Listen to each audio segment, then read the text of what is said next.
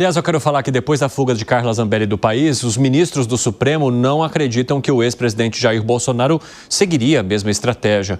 Vamos entender então, a Janaína Camelo, sobre esses bastidores envolvendo esses processos e pessoas ligadas ao ex-presidente. O que leva os ministros a acreditarem nessa possibilidade? Jana, conta aí. Muito boa tarde, Evandro. Pois é, o ex-presidente Jair Bolsonaro, ele desde o início, ele sempre esteve muito empenhado junto com a defesa ali no trabalho com relação à ação penal da qual ele é réu aqui no Supremo, né? Tanto que na semana que vem ele vai estar aqui sendo interrogado no plenário da primeira turma. Ele assistiu a todas as oitivas, praticamente as mais importantes ali, as oitivas das testemunhas de acusação, de defesa dos 8 réus ali por videoconferência. Então, até o momento, ele nunca deu nenhum motivo ali para a Procuradoria-Geral da República ou para os próprios ministros desconfiarem da conduta dele durante a investigação. Tanto porque um grande temor ali por parte do ex-presidente, de aliados dele, desde o início do processo, é que ele fosse preso preventivamente, que houvesse algum risco em algum momento no curso do processo dele ser preso preventivamente, por talvez estar tentando ali, né, entender ali a PGR que ele estaria atrapalhando, por exemplo, ali a investigação, como por exemplo aconteceu com Walter Braga Neto. Agora, Carla Zambelli, ela saiu do Brasil porque ela foi condenada, né, aqui no STF por 10 anos ali, a 10 anos de prisão por invasão no sistema de justiça. Ontem o ministro Alexandre de Moraes acolheu ali uma manifestação da PGR, pediu a prisão preventiva dela. Até hoje de manhã ela estava nos Estados Unidos, né, e agora a Interpol também incluiu ali o nome dela na lista de difusão vermelha e ela pode ser presa até mesmo fora do país. Evandro. Obrigado pelas informações, viu, Janaína Camelo? Um abraço para você. Ô Piperno, em algum momento houve alguma indicação de que Jair Bolsonaro seguiria os passos de qualquer outra pessoa que tenha deixado o país ao longo de um processo? Não. Você acha que ele sinalizou isso em algum momento? Não. E, de novo, por mais discordância que eu possa ter em relação a 110% das posições do presidente Bolsonaro, não. E já falei até sobre isso aqui. Veja, o presidente Bolsonaro, ele se considera um político no jogo, né? Ele, apesar de tudo, ainda nutre lá alguma esperança de participar da próxima eleição, ou quem sabe ajudar a eleger o próximo presidente e, a partir disso, receber um indulto, uma anistia, um perdão, enfim. Então, é óbvio que uma tentativa de fuga, uma eventual fuga, seria contraproducente em relação a um projeto como esse. Então, as pessoas precisam ter muito cuidado quando fazem algumas ilações que me parecem um pouco descabidas. E veja, do outro lado, isso aconteceu com o presidente Lula ontem, por conta de tudo que ocorreu com a Carla Zambelli.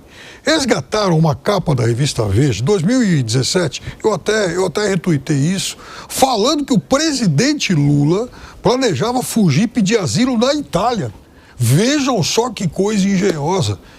O presidente Lula, que é exemplo do Bolsonaro agora, tinha convicção de que ele precisaria continuar no jogo, que ele teria uma outra chance eleitoral, como de fato a história comprovou-se, enfim, verdadeira essa hipótese. E depois, se o presidente Lula quisesse fugir, não precisaria ir tão longe. Está cheio de embaixada aqui de país amigo que certamente lhe daria hospedagem. Então, esse tipo de sensacionalismo, esse tipo de imbecilidade só atrapalha a racionalidade nessa disputa política tão polarizada. Concorda, Segré? Concordo. A questão do asilo tem que ter uma justificativa e não me parece de forma nenhuma que o presidente Bolsonaro esteja nesse caminho. Sempre esteve a direito, sempre foi, quando convocado, a depor nessa quantidade gigantesca de processos que muitos não tinham nem pé nem cabeça, mas mesmo assim ele foi e fez a sua declaração perante as autoridades que correspondiam.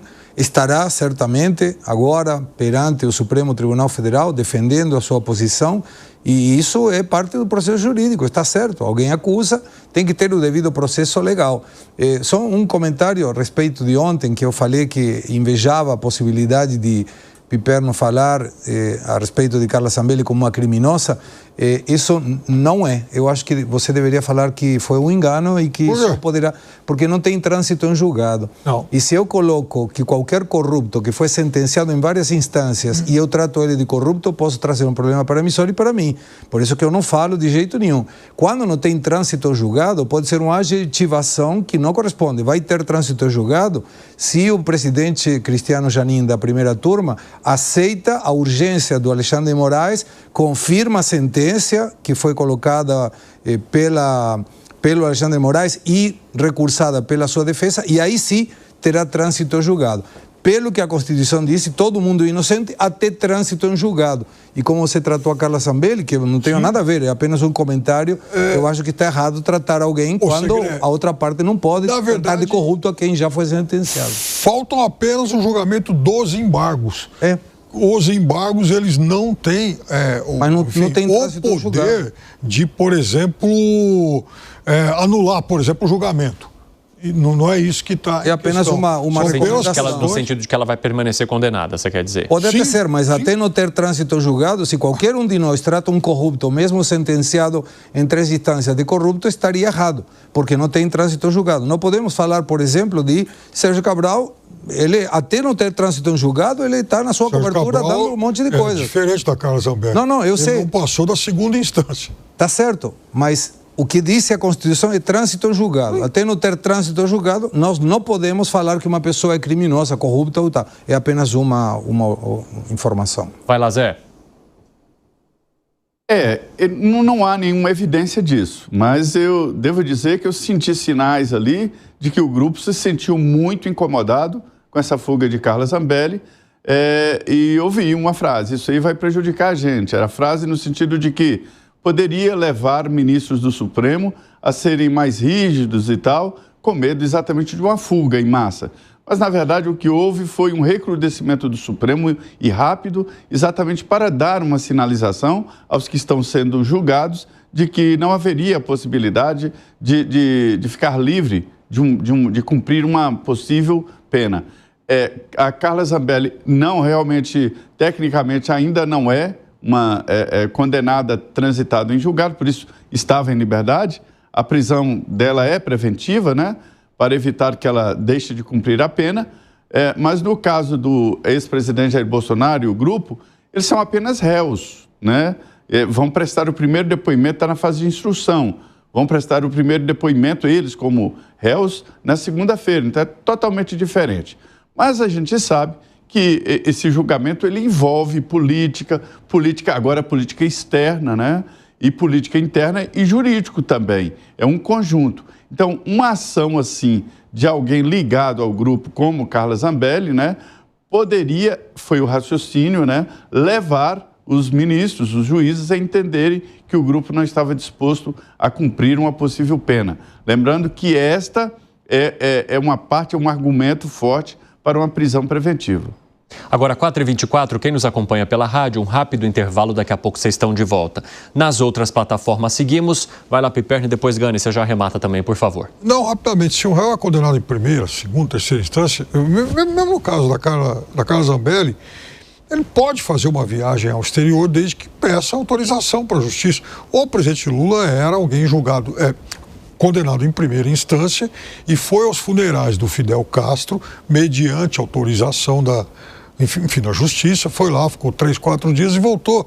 Da mesma forma que uma vez ele foi convidado para um evento da FAO, um veterano jornalista, comentarista de direito, tal, falou: isso é mentira, ele está inventando uma viagem e tal, não sei o que, teve que pedir desculpa porque havia uma convocação, um convite oficial, ele foi e voltou. Agora, ainda bem que os tempos mudaram. Naquele tempo, muitas vezes ele tinha que prestar depoimento por conta de condução coercitiva, que foi, inclusive, uma ferramenta muito usada por Sérgio Moro. Fala, Gani. Evandro, veja só, nenhuma decisão judicial foi desrespeitada por Jair Bolsonaro, mesmo decisões controversas de debate jurídico. Por exemplo, a escolha do diretor da Polícia Federal, o Ramagem, à época, o Supremo derrubou e o Bolsonaro cumpriu. Na pandemia, na condução da pandemia, se o lockdown era prerrogativa do presidente ou dos estados, também uma decisão bastante controversa, à época, o Supremo decidiu que era dos municípios, né, dos estados e dos municípios, e o Bolsonaro cumpriu. Não há nada que ele desrespeitou à justiça. Ele até poderia ter ficado no exterior, né, toda aquela confusão durante as eleições, o 8 de janeiro, ele voltou, nunca ofereceu risco de fuga. Além do que eu concordo com o Piperno, hoje ele é uma figura politicamente muito forte, ele ganharia as eleições, de acordo com as pesquisas, se ele pudesse, lógico, ser elegível. Então, não faz... Hoje dá empate. Não, mas tudo bem, estaria ali no empate técnico, mas, enfim, teria chances reais de ganhar as eleições. E, espera que a gente vai chegar na pesquisa. Mas então não faria também sentido, do ponto de vista político, ele sair do país. Ele é uma figura muito forte. E aí o pessoal fala o seguinte, bom, mas será que ele vai conseguir reverter a sua inelegibilidade? Olha só, durante a Lava Jato, quem imaginava no auge da Lava Jato que a Lava Jato seria anulada e os políticos acabariam voltando aí à cena? Ora, os ventos mudam no Brasil, os ventos da política mudam. É possível, sim, Jair Bolsonaro reverter a sua inelegibilidade. É muito improvável? Sim, com certeza, mas é possível. Rapidinho, Segré. Fiquei curioso com um comentário do Piperno. Quando o presidente Lula tinha sentença em primeira instância, ele pediu autorização para viajar e viajou para 2 lugares, né? Na FAO e no... E para Cuba. Ok, então não entendi por que o Jair Bolsonaro, não tendo nenhuma sentença, não teve autorização para viajar nos Estados Unidos. Por isso que eu disse que eu não entendi algumas coisas. Eu acho que... Curioso. Se não tem condenação... Curioso. Se não tem condenação transitada julgado, eu acho que não há por que impedir. Nem com sentença. Não tem nem primeira instância e não foi permitido de ir. Enfim. Vamos lá falar de